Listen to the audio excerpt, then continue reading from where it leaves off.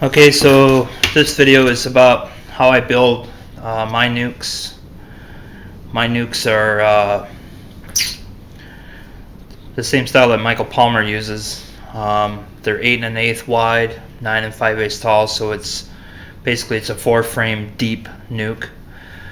If you watch Michael Palmer's video, you'll see in several of his videos that he uses this style. What I like about them is you can stack them side by side on regular 10-frame equipment. So regular 10-frame equipment is 16 1/4 wide, so my nucs are 8 1/8, so I can stack them side by side. And then I guess my thought is, after the honey flow, you can take these two deep nucs and split them apart from the hive, and after a few days you can figure out which box the queen is in, and then give the other two boxes a queen cell or a virgin queen, or you can purchase queens from somebody, whatever, and hopefully feed them, and you got enough summer left over to get their strength back up for winter. So this is just a drone frame that I'm using. That's all I have in the workshop here, but it'll fit four frames side by side in the nuke. And as you can see, this dimension from outside to outside is 8 1/8, and then the height is 9 5/8.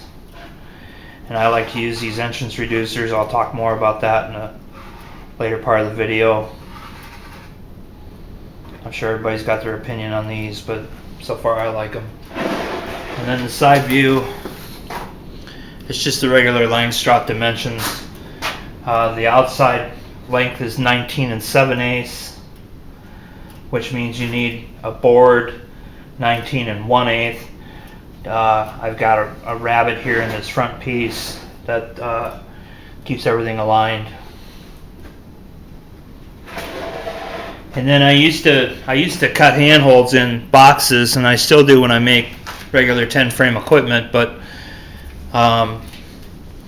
I guess the thought there is you want them recessed so you can stack them tighter on a semi. Well, it's unlikely that these nucs will ever be on a semi, so I don't really care so much that these are sticking out.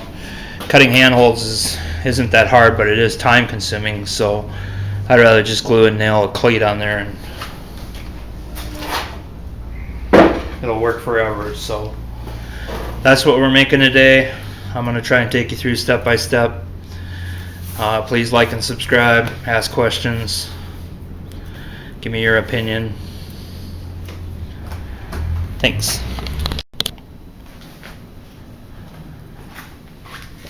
So here I'm set up to cut out the side pieces for my nucs, and the way I have it set up is I've got my sliding compound miter saw. I've got it set up on a kind of a table that I made. It's made out of 2x4s and then some scraps. And what I've got here is some blocks. This one is the 19 1/8 block. So from here to my saw blade is 19 1/8 inches, which means I don't have to use this very often.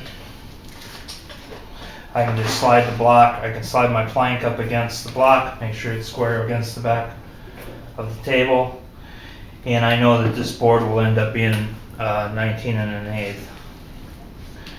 I also have blocks for 16 1/4, so when I'm doing like the fronts of hive boxes, same thing. I just put in the 16 1/4 block, and then I'm ready to cut 16 1/4. Today I made this. This is my 8 1/8 block, and I just put some notes on there that I need to use this with the 19 1/8 block. So I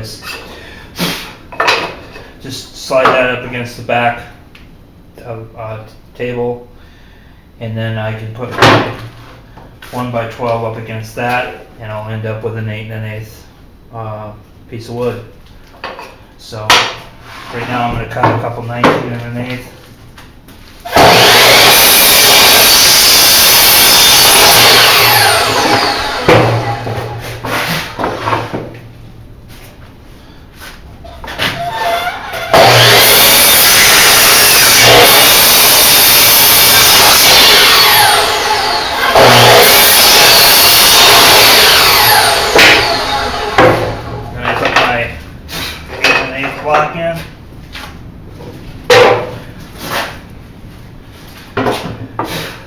ready to cut these.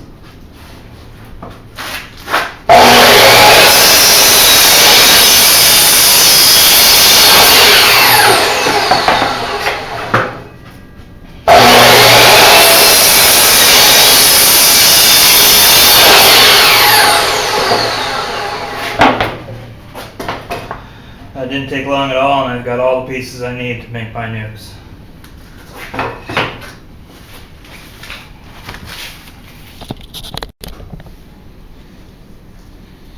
Okay, so once I got my pieces cut to width, the next thing I do is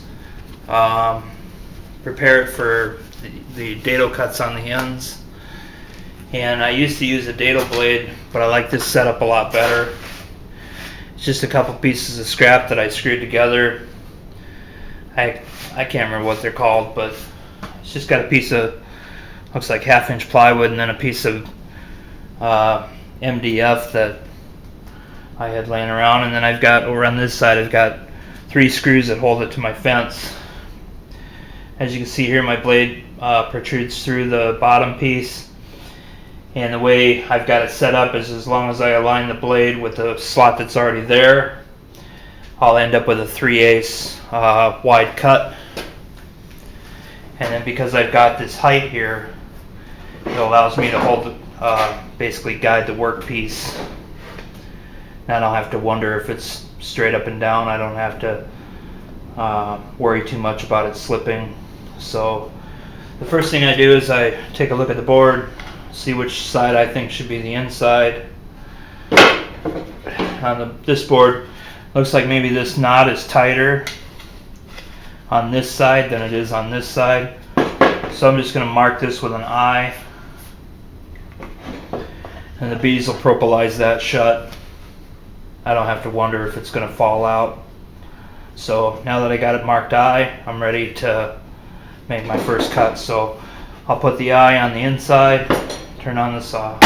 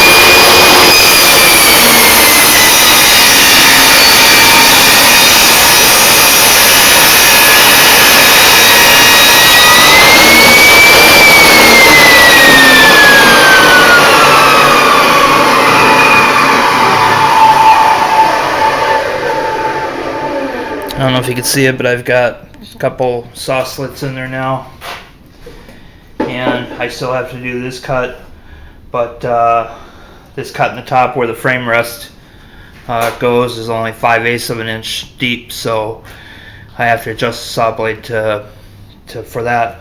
These cuts are actually 3/4 of an inch deep because I'm using 1x material.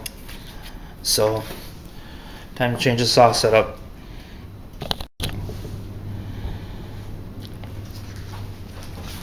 So now I'm going to do the cut for the frame rest. I just got done doing these. And I adjusted the saw so that instead of having a depth of 3/4 of an inch, it's only going to have a depth of 5/8. That's what's typical for a Langstroth style hive. So how I do this is I just kind of look at the piece of wood that I'm working with and decide which top or which side I like better. On this piece of wood, it doesn't look like it hardly matters. So because I marked this, then I know that I want the top down and my mark inside to be against the inside of the fence.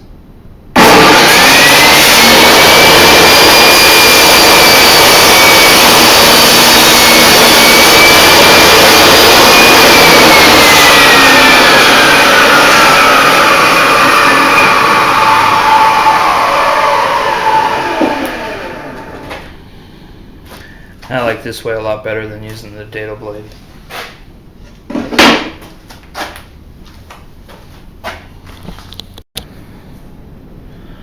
Okay, so now you can see that I've got the jig that I made for whatever that cut's called. I got that taken off and put away. I've got my fence adjusted so from this side of the fence to the outside of the blade is 5/8 of an inch, and that's what I'm using to cut my frame rests. So we'll take our piece of lumber and we gotta make sure we know which end is the frame rest end, and make sure we take a look at our eye. It's supposed to be an I, not an H. Anyway, we want the eye to be down. We want the cut that we did in the previous step up against the fence.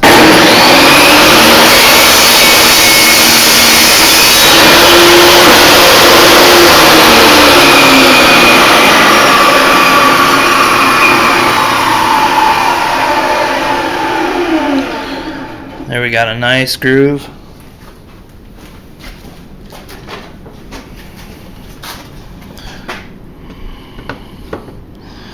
That will someday be our frame rest.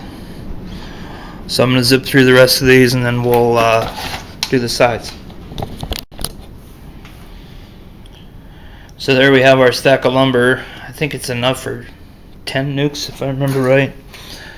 I ended up buying 5 1x12s yesterday, and looks like I'm going to end up with about 10 of the 8 1/8 wide nucs. So the next step is to take and cut the height where I need it. Right now this is whatever a 1x12 is, so I need to cut it so that we're 9 5/8 here. And I have the fence on the table saw cut or set, so that from the inside of the fence to the inside of the blade is 9 5/8.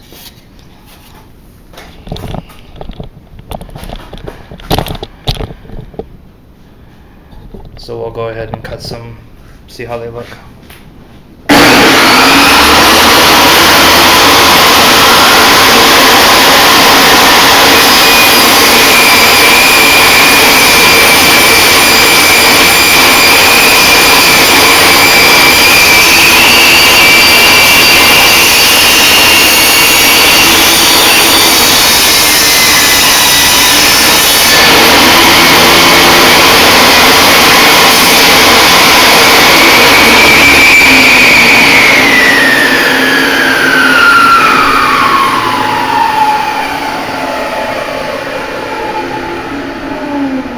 Close enough.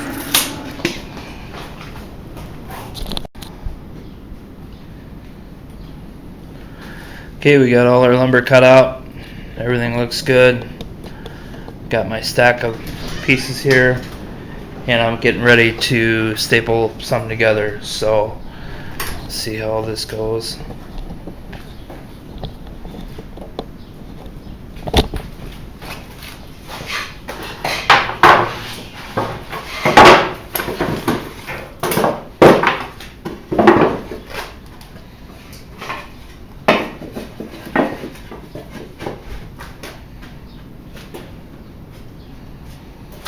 I use just a 18 gauge quarter crown stapler. You've seen it in some of my other videos. It was less than $30 at Menards. It works really well.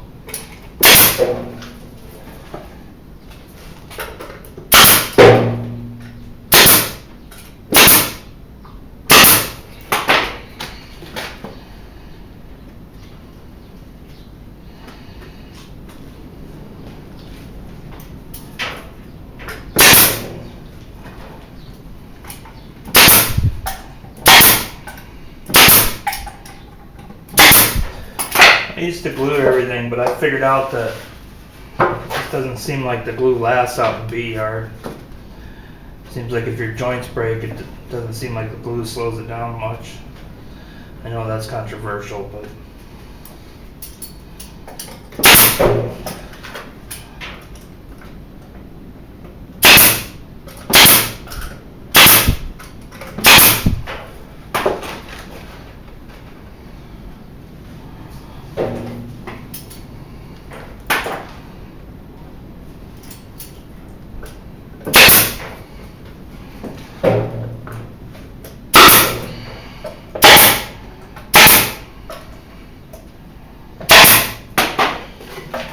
One thing I should have mentioned earlier is make sure that your frame rests end up on the same side. I've done it several times where I put a frame rest on the top on this end and on the bottom of this end, so a lot of extra monkeying around.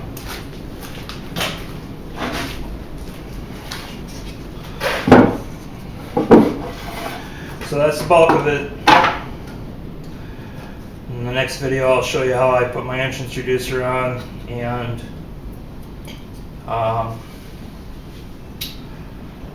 yeah, that's it. So for a bottom,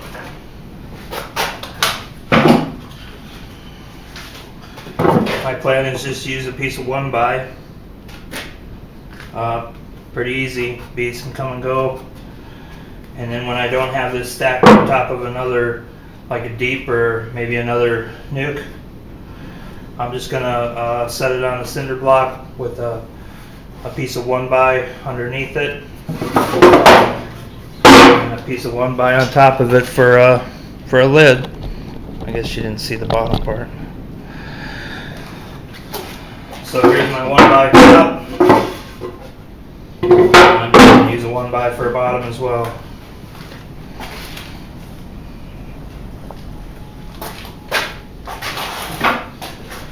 Then I can stack these as high as I want, on top of deeps, on top of 10 frame equipment, however I want. I think it's really a nice universal system, a lot of flexibility. So, but the end of the honey flow, if I've got too many bees in this hive itself, and I think they're going to starve out over winter because of their population, I just take this nuke away,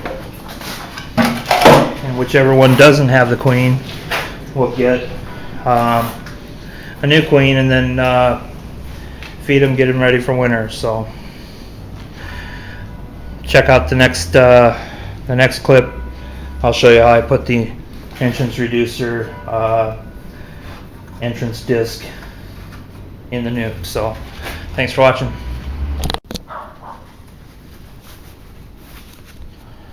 So at this point I'm going to get ready to put the entrance disc on. I started using these and I really like them. I'm sure everybody's seen them. You can have it for an opening with a queen excluder, or just an opening with ventilation, or completely close it off. So to do that, I'm just going to run in a screw.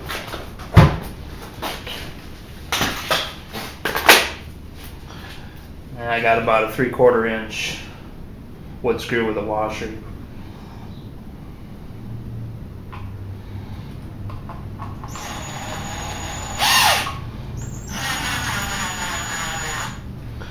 I just drive it in so that it moves freely, but it'll stay in whatever position you set it to, and of course it'll loosen up over time. So probably don't need to be too picky with it.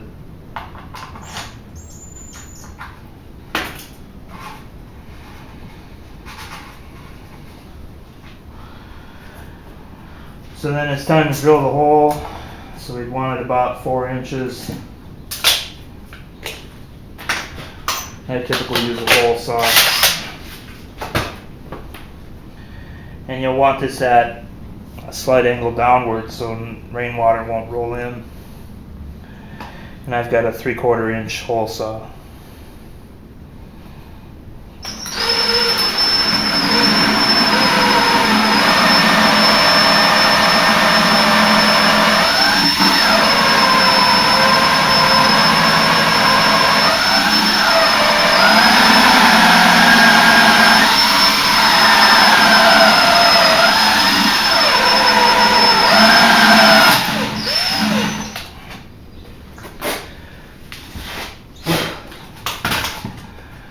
There we go.